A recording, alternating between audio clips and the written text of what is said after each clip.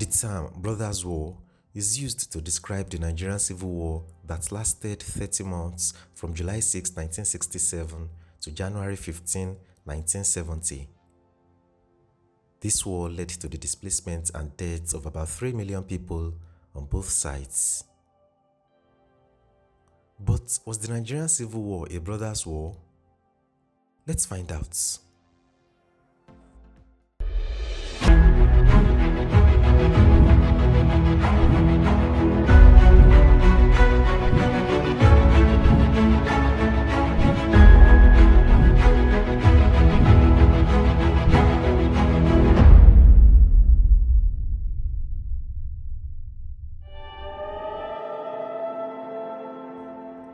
For three key reasons, Biafra could not simply be left to separate, according to Yakubu Gowon and the federal military government. Firstly, Gowon believed in the viability of one Nigeria and was prepared to battle for its preservation. Secondly, allowing Biafra to secede would open the door to any minority group in the federation to leave at any time. The federal military government did not relish the idea of Nigeria breaking up into numerous small unfriendly states. The last and most important one is that 67% of Nigeria's known oil reserves were located in the territory claimed by Emeka Ojukwu's Biafra. As a result, civil war broke out on July 6, 1967.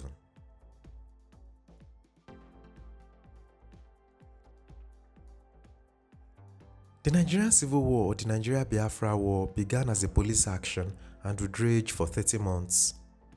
In contrast to the Nigerians, the Biafrans saw the conflict as a war for their very lives as, according to Ojukwu, they were under the threat of genocide.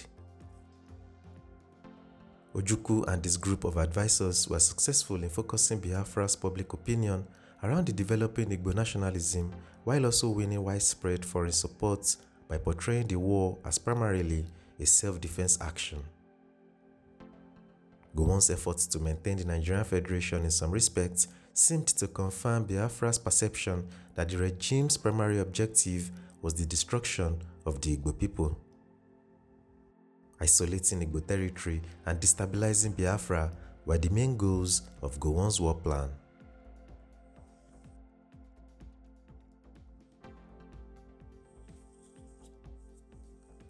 On May 27, 1967, Gowon announced the formation of new states and proclaimed a state of emergency in Nigeria. 3 days later, on May 30, Ojukwu proclaimed Biafra's independence. 12 new states were formed from the 3 regions and the Federal Capital Territory of Lagos, with 3 of the states being founded in the former Eastern region. Gowon used this tactic to placate national minority groups who had been calling for new states since the country's inception. Only one of the 3 states formed from the Eastern region, East Central States, had a significant Igbo population. Additionally, the East Central State was a landlocked state, while the other 2 states in the Eastern region, Rivers and Southeastern, covered all of Biafra's coastline and held the majority of the nation's oil wealth. Although the establishment of these states within Biafra was largely symbolic because the new country already controlled the entire area of the former Eastern region, it did reduce support for the Biafran government among non-Igbo citizens who saw the establishment of states as proof that the federal military government could act in their best interests. It was a complete masterstroke on the part of Gowon.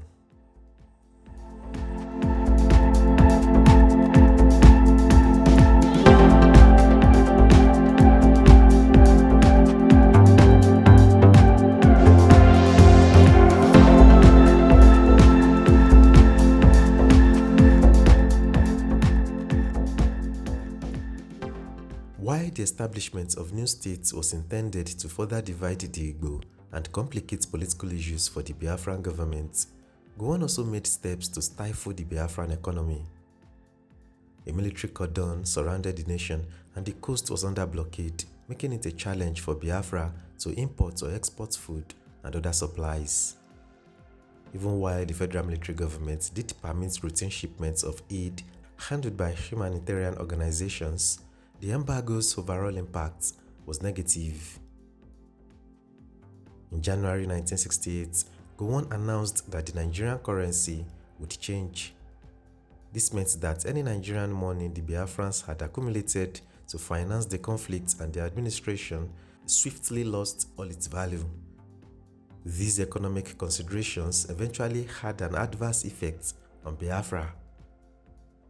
Food became more and more scarce, and Biafra's rampant inflation rendered even existent products unaffordable.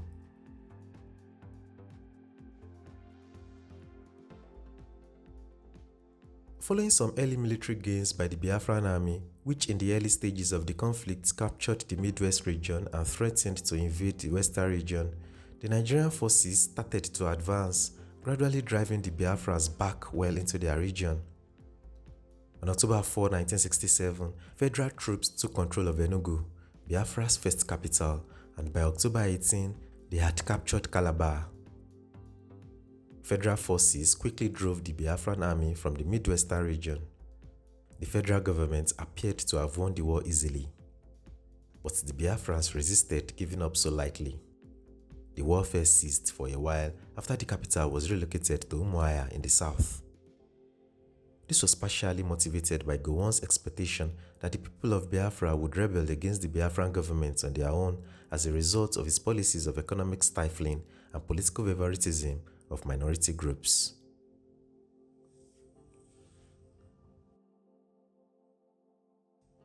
It turned out that this was a mistake. Rapid increases in malnutrition and starvation in Biafra allowed Ojukwu and other Biafran leaders to use Gowon's policies as evidence of a plot to exterminate the Igbo. Massive amounts of propaganda were produced in Biafra, and the country even hired a foreign European advertising agency to spread the word about the Biafran cause, particularly the claims of genocide, to other countries. Deprivation was a key component of the federal military government's agenda, although Gowon constantly disputed charges of genocide while pointing out that millions of Igbos were already living in peace in areas controlled by federal forces. However, the propaganda created by Biafra helped to incite Igbos outside the country and abroad to feel strongly against Nigeria and garnered support for Biafra from numerous worldwide sources.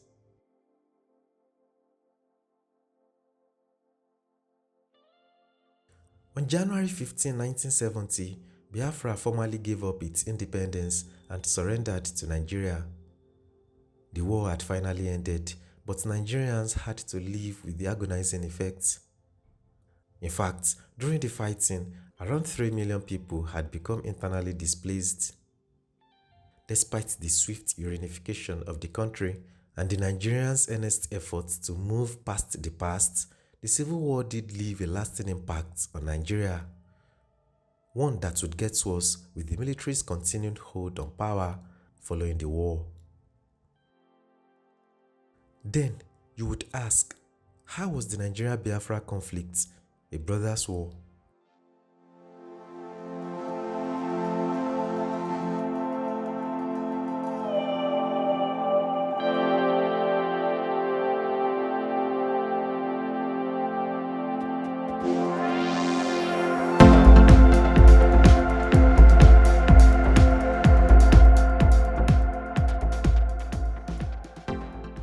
The Nigeria-Biafra War, often referred to as the Nigerian Civil War, which raged from 1967 to 1970, stands as one of the most devastating conflicts in African history.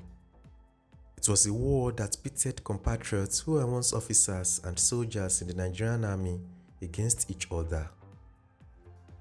Interestingly, the conflict was indeed a brothers' war in several respects. Both sides shared a common national identity forged during colonial rule and early independence. Soldiers on opposing sides were often former comrades in arms in the Nigerian army, trained together and bound by camaraderie before the war divided them. Families were torn apart as relatives found themselves on opposite sides of the conflict.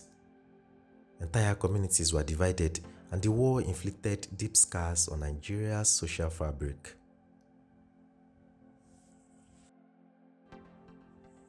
One of the most harrowing aspects of the Nigerian-Biafra War was the scale of civilian suffering, particularly in Biafra. The federal government imposed a blockade on the secessionist region, leading to widespread famine. Images of malnourished Biafran children with distended bellies became symbols of the war's humanitarian crisis, drawing international attention and sparking relief efforts. Despite the political and military divide, there were moments of shared humanity. Stories abound of soldiers on both sides showing compassion towards captured enemies or civilians. Many Nigerians, regardless of their ethnic or regional affiliations, were horrified by the loss of life and destruction, recognizing that the war was tearing apart a shared homeland. While the war was a national tragedy, it also exposed the deep-seated ethnic and regional divisions within Nigeria.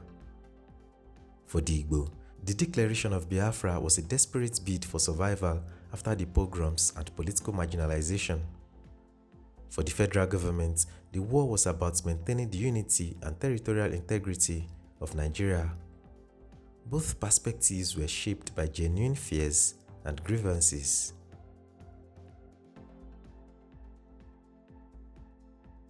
The war also drew international attention and involvement.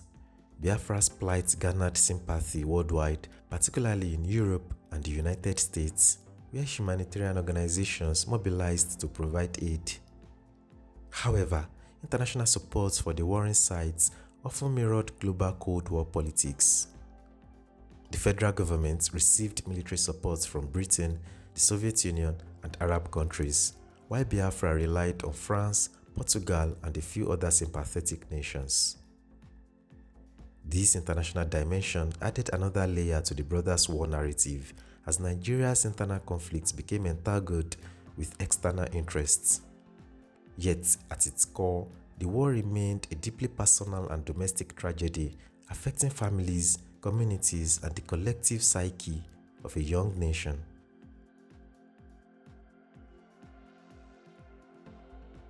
The war ended in January 1970 with Biafra's surrender. General Gowon's policy of no victor, no vanquished aimed to foster reconciliation and national unity. However, the scars of the war have lingered. The Igbo people, despite promises of reintegration, have continued to face economic and political marginalization in post-war Nigeria. The trauma of the Civil War remains a sensitive subject, with many Nigerians viewing it as a cautionary tale about the dangers of ethnic and regional divisions. The war also left a legacy of resilience and innovation. During the blockade, Biafrans developed remarkable survival strategies, including makeshift refineries, local manufactured weapons, and other improvisations. These efforts demonstrated the ingenuity and determination of the Igbo people in the face of adversity, even as they underscored the tragedy of the conflict.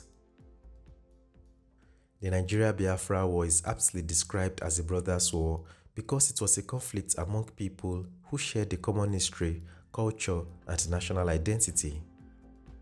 Despite their differences, Nigerians had lived together under colonial rule and early independence, forging bonds that the war tragically sundered. The Nigerian Civil War was not merely a political or military struggle. It was a deeply personal and moral crisis that forced individuals to confront questions of loyalty, identity, and humanity.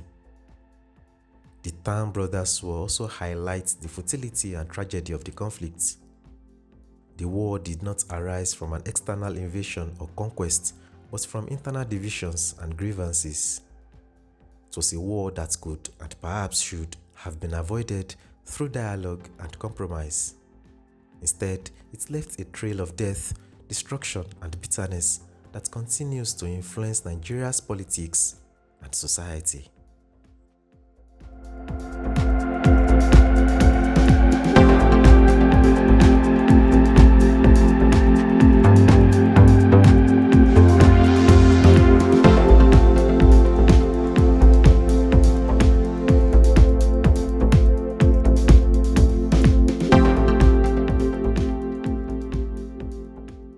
More than 50 years after the Nigeria-Biafra War, its lessons remain relevant. The war serves as a reminder of the dangers of ethnic politics, the importance of inclusive governance, and the need for genuine reconciliation. It underscores the fragility of national unity in a diverse society and the imperative of addressing grievances before they escalate into conflict. In reflecting on the war as a brothers' war, it is essential to recognize both the shared humanity and the deep divisions that characterized the conflict. The war was a tragedy not only because of the lives lost, but also because of the opportunities squandered for building a united and prosperous Nigeria.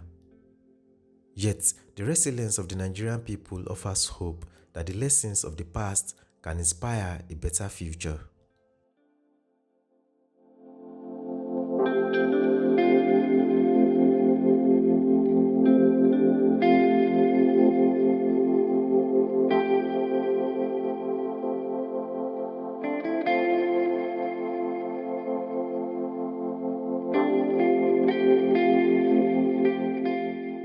Ultimately, the Nigerian-Biafra War is a story of a family divided and the enduring struggle to heal and rebuild. It is a cautionary tale about the costs of division and a testament to the potential for reconciliation and renewal, even in the aftermath of profound tragedy.